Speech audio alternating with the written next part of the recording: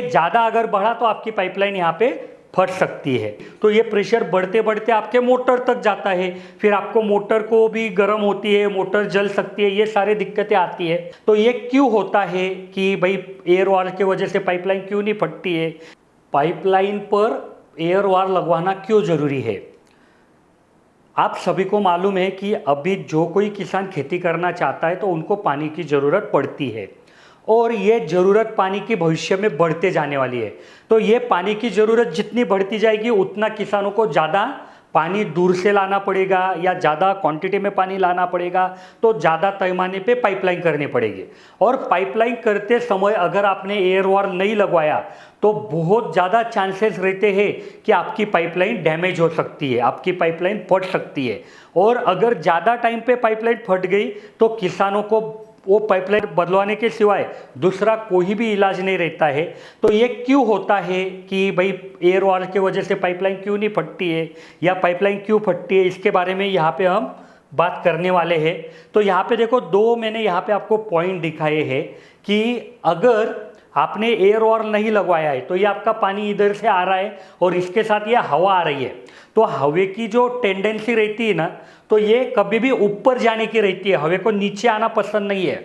तो अगर आपकी पाइपलाइन ऐसी मान लो नीचे मुड़ी हुई है, थोड़ी बहुत भी मुड़ी है, तो क्या हो जाएगी कि हवा यहाँ पे ट्रैप हो जाएगी और यहाँ पे हवा ट्रैप हो जाएगी, पीछे से पानी आता रहेगा, तो यहाँ पे बैक प्रेशर जो है पानी का ये बढ़ता रहेगा और ये ज़्यादा अगर बढ़ा तो आपकी पाइपलाइन यहाँ पे फट सकती है। अभी हवा क्यों आती है ये आपके मन में आया होगा। तो देखिए, आपने जो भी मोटर का इस्तेमाल किया है ना, तो वहाँ पे उसका जो फंक्शन है, उसका जो प्रिंसिपल है काम करने का, इसमें चांसेस रहते हैं कि वो पानी के साथ अगर वहाँ पे हवा आ जाती है तो उसको उठा लेती है। बहुत बार क्या होता है कि मोटर जब चालू होती है तब भी मोटर हवा पकड़ लेती है, फिर वो हवा अंदर पाइपलाइन में चली जाती है, तो उसको निकालना बहुत ज़रूरी रहता है। तो एक सिनारियो ये हो गया। दूसरा सिनारियो क्या रहता है कि मान लो आपकी पाइपलाइन ऐसी चल रही है और इसको आपने मोड़ा है, तो जैसे अपन गाड़ी चलाते समय तुरंत गाड़ी मुड़ नहीं सकती, वैसे हवा का भी रहता है कि ये हवा आ गई अंदर तो ये यहाँ पे ट्रैप हो जाएगी और ये जो ट्रैप हवा रहती है ना, तो ये जितना भी पाइपलाइन का एरिया पकड़ लेगी। मान लो ये पाइपलाइन 2 इंची थी और यहाँ पे ये हवा ने आधा इंची का जगह खुद के लिए इस्तेमाल कर दिया, तो आपकी पाइपलाइन यहाँ पे हो गई 1.5 इंची सिर्फ। तो ये बहुत बड़े पैमाने पे भी हो सकता है कि यहाँ पे ऐसा भी हो सकता है कि 1.5 इंची की जगह हवा ने खुद के लिए रख दी, फिर आधा इंची से सिर्फ पानी आगे जाएगा, तो आगे आपको पानी कम मिलेगा लेकिन पीछे बैक प्रेशर बढ़ता रहेगा, यहाँ पे पाइपलाइन फटने की संभावनाएं बढ़ेगी।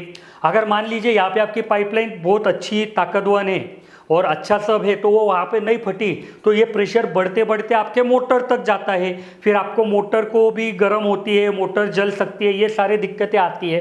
तो ये सारी दिक्कतों से बचने के लिए आपने एयर वार का इस्तेमाल करना चाहिए।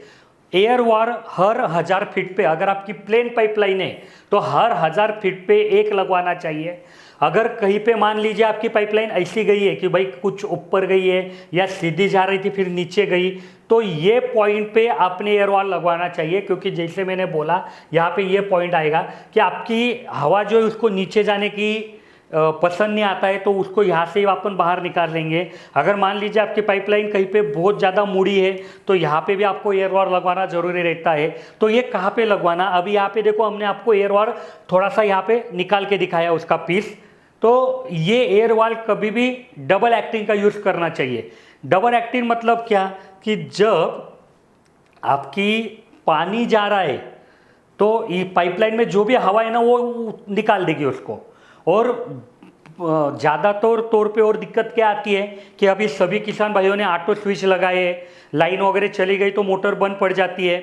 मोटर बंद पड़ जाती है तो बहुत सारे किसानों ने ज़मीन के नीचे से पानी ऊपर लाया है, तो आपका एनआरवी कहीं ना कहीं लीक रहता है, तो आपका जो पाइपलाइन में पानी है ना ये नीचे निकल जाता है और यहाँ पे वैक्यूम तैयार हो जाता है। ये वैक्यूम अगर ज़्यादा तैयार हो गया तो वहाँ पे प्रेशर बढ़ के आपकी पाइपलाइन फट जाती है।